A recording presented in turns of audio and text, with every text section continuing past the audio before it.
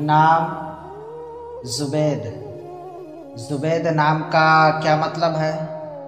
ज़ुबैद की ज़ुबान का लफ्ज़ है। ज़ुबैद एक इस्लामी बेहतरीन नाम है।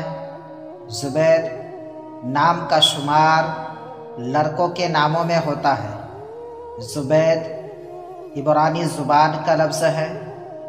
ज़ुबैद नाम का मतलब है चुना हुआ, मुंतखब किया हुआ, इंतखाब किया हुआ, पसंद करना। अंग्रेज़ी अल्फाज ZUBAID